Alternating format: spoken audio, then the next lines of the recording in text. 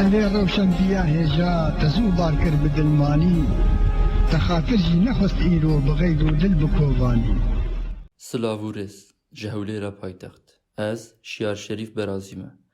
165 sal berî niha di 1857 de jinên Emerîkî ji bo ku saeta wan xebatê dakeve 8 saetan û yeksanî di heqdest de hebe dest bi grevekê kirin.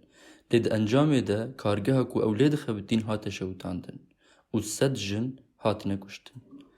Di salên hefteyî de ew roj weke roja jinan hate qebûl kirin. Li welatê me jî tekoşîna jinan û têkoşîna neteweyî bi hev re hatine meşandin.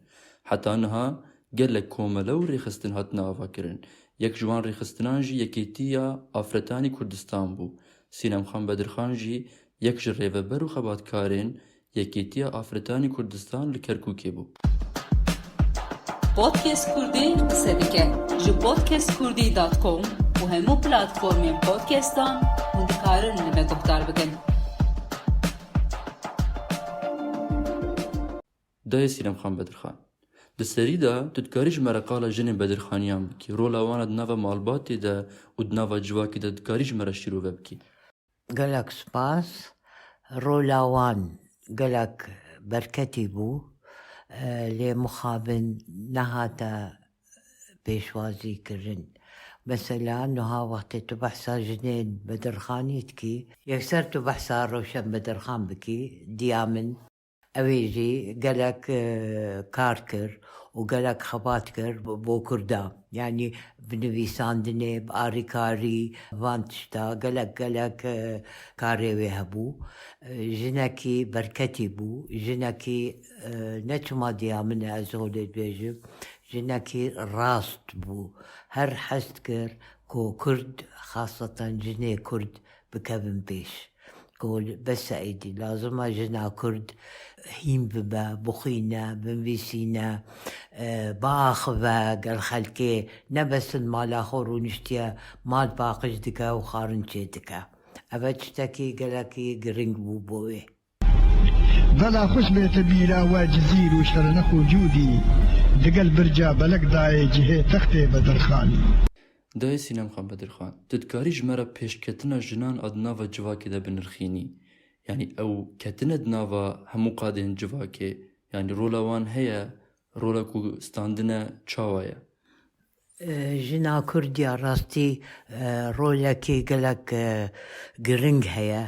وكو دبيجن يعني نبس المال رونشتيا خارنشي دكا ودلادشو جنا كرد قلق هاري كودود كرن مثلا از بحثا تاخا كردال شامي دكم او جنين الويري مثلا حتى كرنخن دوانا بس هاري خلكيتكو محتاجة تشتكي بالمثلا يان جليك يان برا يان تشتين هولي يعني نفس بيجن كوفنان جن ليسانس هي عن نظام هي بس مجيه وان تجيه ولاتي وانا ولو او الشامي جيان يان اسطنبولي يان بيروتي بس آخفتنا وان ديتنا وان كو هفدو ببینن و آریکاریا هفدو بکن.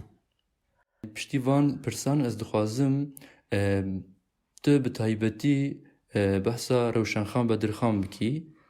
Rewşen Bedirxan mamoste bû û ew jî gelek karê wê hebû bo kurdewarî. Mamosteyê zimanê erebî bû û zimanê tir dizanî tabii Kurdî û Tirkî û Fransî û jinekî berketî bû. Jinek her wext rûniştiye dixwaze alîkariya bike, dixwaze tiştekî baş bike bo jinên Kurd. Wekû miştere got wekta xa Kurdal Şamê ew her çû wêrê dît çi ne çi lazim e çi evê dî kire. Ev tiştekî gelekî giring e ev wexte. Yani salê sihê û çilê tiştên holê gelek tiştekî giring e. Mesela niha evê dî çêbûne cemîye filan û ew wexte cemîye û tiştên holê nebûn yani. Welew deyka min Yekêtiya Afretan bû, Afretanê Ereba yani. Wextê xwe çû Misrê الويري وتو يوناني اليوناني أو ميشيل عفلق الويري بو قوت كرد نينا فديامن وقت آخفت ناخد سبيكر قوت أزيب كردي تشتكي بيجم هون ورقرن قوت أب كردي بيجن دنيا قلكا بهنكا وبداها باليخو وهولي آخفت ناخد سبيكر تقينا خواه بما ناني درو إيتر خالي كر تأن هشتن لوارا وغريب سربو يوناني دای تتکاریج مرا قالا لیلا بدرخان جی بکی ليلى بدرخان جنكي قالك أبيدي بو أو هنجي صالت شلي وأبا كتك بدرخاني ببا بالي دانسر اي لي جنكي قالك خرطبو شخصية تاوي قالك خرطبو وقالك هاري كاريا كردات كر كاريويل باريسي قال استيتيا كردي هبو وقتي استيتيا كردي وابو مالاوي خلقت هاتون تشو جموي از وقتي اسوم جموي دوكتشت كرد جموي بون تخاندن الويري جموي بون اي وبو فانك تشاباش بو تشنكو هيني فرنسيد بون اي ولو ليلى خان كردي نزاني هناك تركي زاني تما ديكاوي نكرد بو از روژا جنان دای سینم خان بدرخان پیروز دکم و لهمو جنین کرد جی پیروز دکم بمینن دناوا خیر و خوشیه دا دیا کاوا جمرعانی گلک کاوا اوی بینی سری دجمن بچاپو چان بکن پرچه لنیرانی